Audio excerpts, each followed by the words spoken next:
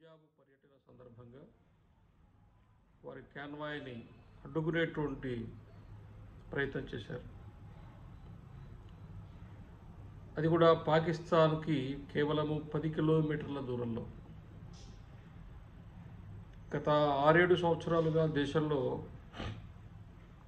రాజకీయపరమైనటువంటి దూషణ భూషణాలు చూస్తే ఇప్పుడు ఇందిరాగాంధీ గారు, నెహ్రూ గారు, ఇందిరాగాంధీ గారు ఇంకా మిగతా ఎవరైనా ప్రధానమంత్రులు ఉన్నప్పుడు ప్రతిపక్షం ఉండేది, విపక్షం ఉండేది, ప్రత్యర్థులుగా ఉండేవాళ్ళు, విమర్శించుకునేవాళ్ళు.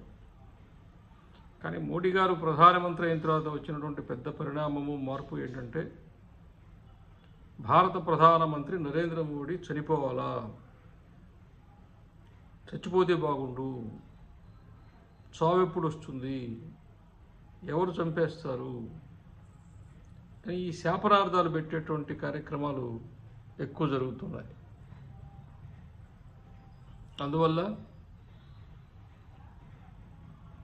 ఇవన్నీ కలిసి ఈరోజు ఈ పరిణామాలు బేరీజు వేసుకోవాల్సి ఉంది.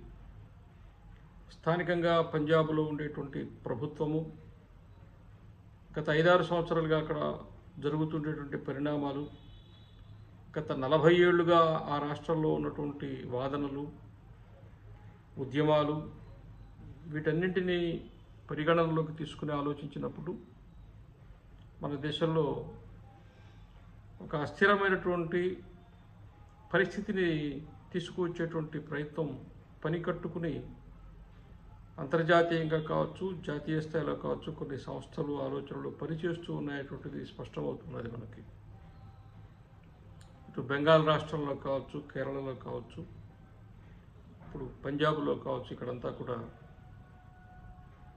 హిందువుల మీద దాడులు జరగడము, లేకపోతే పంజాబ్లో హిందువుల మీద దాడులు లేవు. ఇప్పుడు కేరళ, ప్రధానంగా బెంగాల్, అక్కడ జరిగేటువంటి హత్యలు, మారణకాండ, దాని గురించి ఎవరు మాట్లాడరు.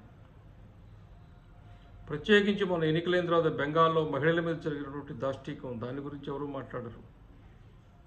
పంజాబ్లో మాదక ద్రవ్యాలు విపరీతంగా ఒక 2-3 తరాలు కూడా ఇంకా పనికి రాకుండా చేసి వేస్తే దాని గురించి ఎవరు మాట్లాడరు. విదేశాల నుంచి వచ్చేటువంటి మాదక ద్రవ్యాలు కేంద్రంగా అక్కడ అనేక మంది పనిచేస్తున్నప్పటికీ ఎవరూ మాట్లాడరు. అసలు ఖలిస్తాన్ తీవ్రవాదం తిరిగి మరలా అక్కడ వేళ్ళూనుకుంటూ ఉన్నది, అటువంటి భావజాలను నింపుతూ ఉన్నారు, దాని గురించి ఎవరు మాట్లాడరు. ఈ రోజున ప్రధానమంత్రి కాదు లక్ష్యం, మోడీ గారి మీద దాడి చేయాలో, మోడీ గారిని తొలగించాలని కాదు, అది భారతదేశం మీద దాడి, భారతదేశ సార్వభౌమత్వాన్ని సవాలు చేయటం. రైతుల పేరుతో జరిగిన ఉద్యమంలో గత సంవత్సరమే ఎర్రకోట దగ్గర వాళ్ళు ఏ జెండాలు ఎగరేసారో మనం చూసాం.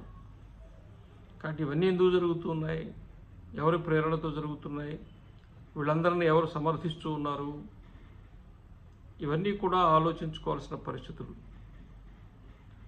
ఒకటి వాస్తవం, స్వాతంత్రం వచ్చినంత మాత్రం చేత, మనకంటూ ఒక రాజ్యాంగము మనం ఏర్పరుచుకున్నంత మాత్రం చేత దేశము సుస్థిరంగానో సుభిక్షంగానో ఉంటుంది అనేటువంటిది సత్యము కాదు అనే విషయం మనకి ఇప్పుడు అర్థమవుతోంది.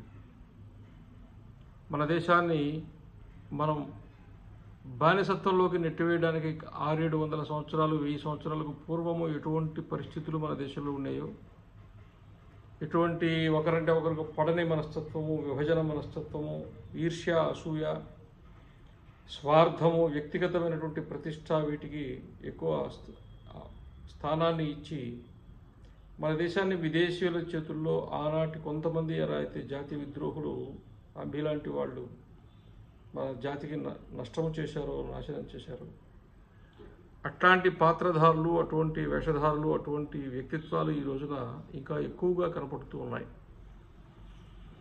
అందుకని దేశమేమైనా పర్వాలేదు కానీ నా మాట చెల్లుబాటు కావాలి, నేనే అధికారంలో ఉండాలి, నేను చెప్పినట్టే నడవాలి అనేటువంటి ఒక వాతావరణాన్ని మనం దేశంలో ఈరోజు చూస్తూ ఉన్నాం. భారతదేశ స్వాతంత్ర సంగ్రామంలో సామాన్య ప్రజానీకం పాల్గొన్నారు, ప్రతి దగ్గర పాల్గొన్నారు, అన్ని కులాల వాళ్ళు పాల్గొన్నారు, అన్ని సామాజిక వర్గాల వాళ్ళు పాల్గొన్నారు, అన్ని వృత్తుల వాళ్ళు పాల్గొన్నారు, అందరూ జైళ్ళకి వెళ్ళారు. నాయకుల పేర్లు కొన్ని వినబడవచ్చు, కానీ సమాజం మొత్తం కూడా స్పందించింది, సమాజం మొత్తం కూడా ఉద్యమించింది. ఈరోజు కూడా మొత్తము భారతదేశము మన దేశ సమైక్యతను సమగ్రతను కాపాడుకోవటం కోసము ఒకటి కావాలి. రాజకీయ పార్టీలు ఎన్నైనా ఉండవచ్చు, సిద్ధాంతాలు ఎన్నైనా ఉండవచ్చు, కానీ దేశముని దగ్గరకు వచ్చేసరికి అందరం కూడా ఒకటి కావలసిన సహజమైనటువంటి ఒక పరిణామము, సహజమైన ఒక పరిస్థితి. కాబట్టి జాతిని తట్టిలేపేటువంటి నిలబెట్టేటువంటి ఒక వాతావరణాన్ని సమాజంలో నిలబెట్టాల్సిన అవసరం ఉంది. కేంద్ర ప్రభుత్వము మీనమేషాలు లెక్క పెట్టకుండా, తాత్సారం చేయకుండా, తేలికగా తీసుకోకుండా ఇటువంటి వాటిని కూకటి వేళ్లతో పెకలించి వేసేటువంటి ప్రయత్నాన్ని జాతి కోరుకుంటున్నది. నరేంద్ర మోడీ గారిని ఎంతమందైనా విమర్శించవచ్చు, దూషించవచ్చు, ద్వేషించవచ్చు, కానీ అటువంటి వ్యక్తిత్వం మరలా మనకు దొరకటం మాత్రం కష్టం. ఆయన ఒక ఋషి, ఒక కారణజన్ముడు. ఈ జాతి ఎప్పటికీ కూడా మర్చిపోలేనటువంటి వ్యక్తిత్వం అది. ఒక శ్రీరాముడు, ఒక శ్రీకృష్ణుడు, ఒక ధర్మరాజు, ఒక హరిశ్చంద్రుడు, ఒక రఘుమహారాజు, ఒక చంద్రగుప్తుడు, ఇట్లాంటి కోవలోకి వచ్చేటువంటి వ్యక్తిత్వం అయింది. తెలియక కాదు, జీర్ణించుకోవడానికి మనసు అంగీకరించక ద్వేషిస్తూ ఉన్నారు. అటువంటి మహోన్నతమైనటువంటి ఒక వ్యక్తి ఎంతో గుండె నిబ్బరంతో ఎంతమంది ఎన్ని రకాల హింస పెట్టినా, విమర్శించినా, దూషించినా, ద్వేషించినా, శాపనార్థాలు పెట్టినా వాటిని ఏవి కూడా లెక్క చేయకుండా తను నమ్మినటువంటి మార్గాన్ని, తను ఎంచుకున్న మార్గాన్ని తన లక్ష్య సాధన దిశగా తీసుకుపోయేటందుకు ఆయన నిరంతరము అందులో నిమగ్నమై పనిచేస్తూ ఉండేటువంటి ఒక గొప్ప వ్యక్తిత్వాన్ని మనం చూస్తూ ఉన్నాం. ఒక స్థితప్రజ్ఞుణ్ణి మనం చూస్తూ ఉన్నాం. కాబట్టి అటువంటి నరేంద్ర మోడీ గారి పట్ల ఈ విధంగా కుట్ర జరగడం, ఈ విధమైనటువంటి ప్రయత్నం జరగడం అనేటువంటిది ఈ జాతిని, ఈ దేశాన్ని ప్రేమించే ప్రతి దేశ భక్తుడు ఖచ్చితంగా ఖండిస్తాడు. ఇది ఆషామాషి వ్యవహారం కాదు. దీని పట్ల ప్రభుత్వము స్పష్టంగా వ్యవహరించాలి. ఈ దేశంలో బహుశా రాబోయే రోజుల్లో ఇక 2 పార్టీల విధానం కూడా రావచ్చు. దేశ సరిహద్దుల విషయంలో, దేశ భద్రత విషయంలో, జాతీయ భద్రత విషయంలో సమానమైనటువంటి ఆలోచన, సమానమైనటువంటి స్పందన, సమానమైనటువంటి బాధ్యత ఉండాలంటే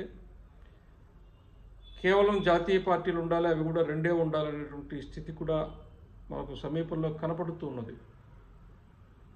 స్వయంగా ఈ 145 కోట్ల మంది భారతీయులకు చెందిన ప్రధానమంత్రి ముఖ్యమంత్రులతో సమావేశం ఏర్పాటు చేస్తే అహంకారంతో, గర్వంతో, మదోన్మత్తతో, మూర్ఖత్వంతో, అవివేకంతో ఒకళ్ళిద్దరు ముఖ్యమంత్రులు సెల్ ఫోన్లు చూసుకుంటూ బాధ్యతారహితంగా ప్రవర్తించడం అనేటువంటిది అది జాతీయ స్ఫూర్తికి విరుద్ధము, సంస్కారహీనము.